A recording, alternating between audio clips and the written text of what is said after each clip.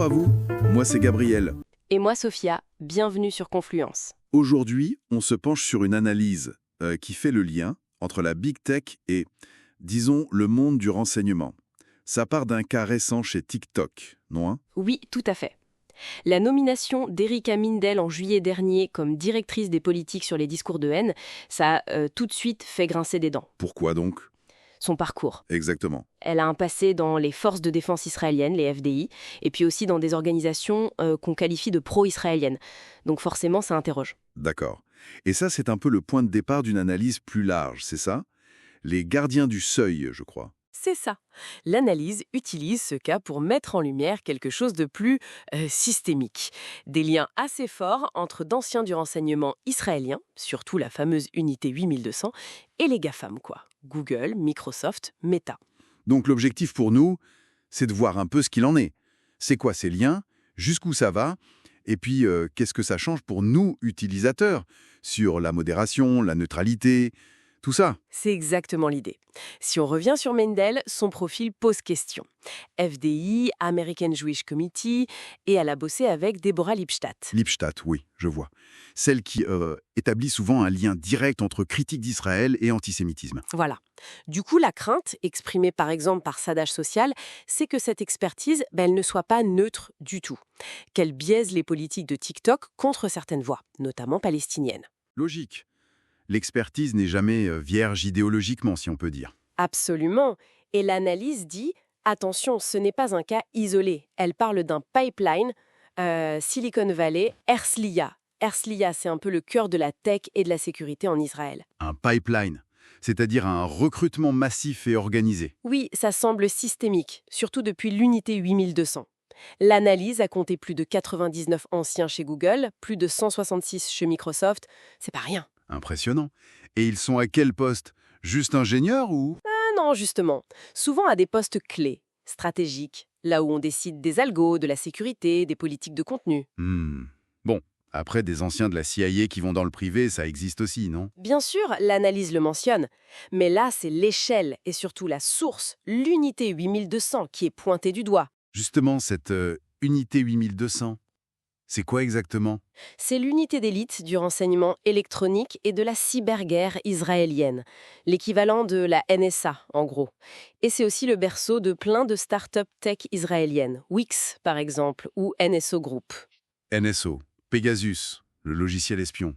D'accord. Voilà. Et ce passage vers la big tech, ce n'est pas juste le hasard des carrières, hein. Ah non, c'est organisé. Oui, l'analyse insiste là-dessus. Il y a des associations d'anciens, comme celle de l'unité 8200 ou 8200 Impact, qui facilitent activement ces recrutements dans la tech mondiale. C'est un vrai réseau institutionnalisé. Et l'analyse évoque aussi le contexte d'acquisition de ces compétences, non? C'est un peu sensible, ça.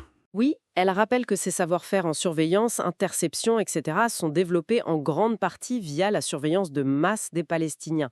Certaines sources citées parlent même de méthodes de chantage potentielles basées sur des infos privées interceptées.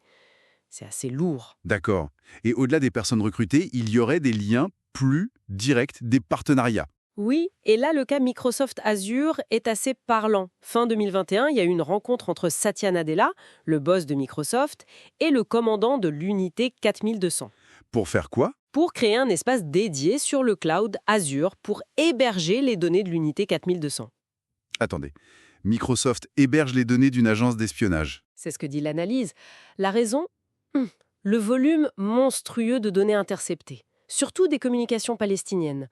On parle de plus de 11 500 téraoctets prévus pour mi-2025.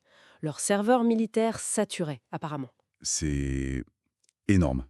Et ces données, elles servent à quoi, d'après l'analyse ou les enquêtes citées? Elles auraient été utilisées pour faciliter la préparation d'opérations militaires, de frappes aériennes. L'enquête du Guardian et de Plus 972 en parle. Pour Microsoft, bon, c'est un gros contrat, mais ça brouille sacrément les lignes, hein. Clairement. Entre fournisseurs tech et partenaires opérationnels. Ça nous amène à un autre point. La Hasbara 2.0. C'est quoi ça? Hasbara, c'est la stratégie de communication, de diplomatie publique israélienne. Certains disent propagande. La version 2.0, c'est son adaptation au numérique. C'est-à-dire? Utiliser les algos, la pub ciblée, les bots, des applis comme Actatil pour coordonner des actions en ligne, genre trolling ou signalement massif, pour influencer le débat, quoi. Et ça a un impact sur ce qu'on voit ou pas sur les réseaux sociaux?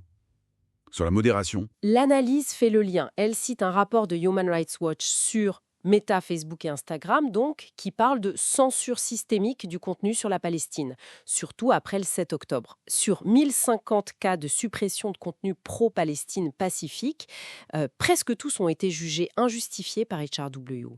Et comment ça marche, cette censure? C'est des règles. En partie, la politique de Meta sur les organisations dangereuses basée sur les listes US permettrait des suppressions très larges, parfois juste pour avoir mentionné un nom. Et là, on reboucle avec Erika Mendel chez TikTok. Exactement. Son profil illustre bien comment un biais, une perspective particulière, peut potentiellement s'institutionnaliser au cœur des règles de modération. Le risque, c'est que critiquer une politique devienne un discours de haine à supprimer. Donc pour résumer cette analyse, les gardiens du seuil, ce qu'elle montre, c'est pas juste quelques anecdotes. C'est une intégration profonde, structurelle même, entre le renseignement israélien et les géants de la tech. Oui, on est passé du simple recrutement à des partenariats vraiment opérationnels, comme avec Microsoft. Et ça pose la question de l'influence sur les règles du jeu en ligne. La question de la neutralité de ces plateformes, elle se pose sérieusement alors. Peuvent-elles être neutres si elles sont aussi partenaires stratégiques d'un appareil de sécurité étatique? C'est la grande question que soulève l'analyse, en effet. Et ça nous laisse sur une interrogation finale. Si les frontières deviennent si floues entre la Silicon Valley et le renseignement d'État, qui contrôle vraiment notre espace public numérique? Et est-ce qu'il peut rester vraiment ouvert et libre pour tout le monde dans ces conditions? Et une question essentielle, en effet. Voilà pour cette exploration. Merci de nous avoir suivis sur Confluence. N'hésitez pas à liker, vous abonner, commenter.